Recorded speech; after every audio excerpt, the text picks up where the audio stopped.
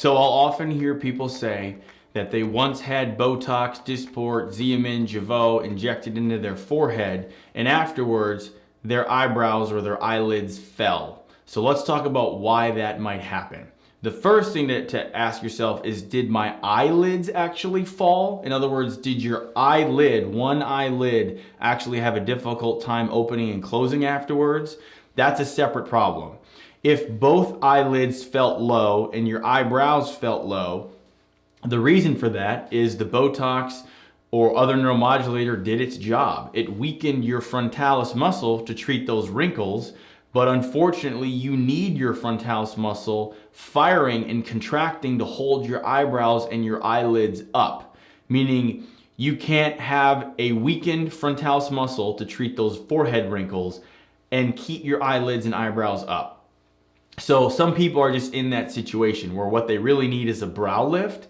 And with the brow lift, if we actually surgically correct the brow position and the extra forehead skin and or extra eyelid skin, then we can safely inject the forehead with a neuromodulator to treat those forehead wrinkles.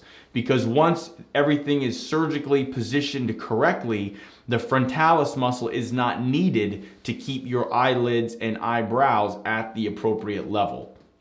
So before you go and blame the person who injected your forehead and blame them for dropping your eyebrows or eyelids, it may be because you actually need a brow lift and or an upper eyelid blepharoplasty because you may have too much skin of your forehead and upper eyelids. So I hope that makes sense. I know it's kind of confusing. So to summarize, your frontalis muscle, when it contracts, it shortens your forehead, and in doing so creates wrinkles like this across your forehead.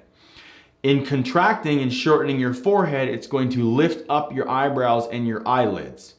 So when we weaken that muscle to treat these wrinkles with a neuromodulator, that muscle can no longer contract or shorten to treat your low eyebrows and eyelids. So when it is weakened with the neuromodulator, your eyebrows and eyelids may sit too low on your face.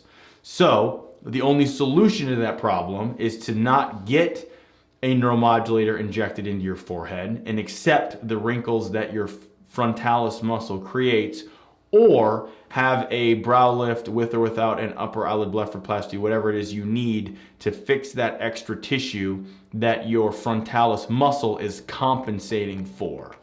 To learn more, check out our website where you can upload your photos and concerns as a virtual consult. You can also check out our price estimator to get pricing information for all the various procedures we offer.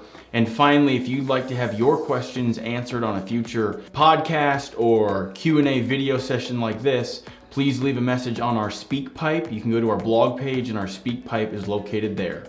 Thanks for listening.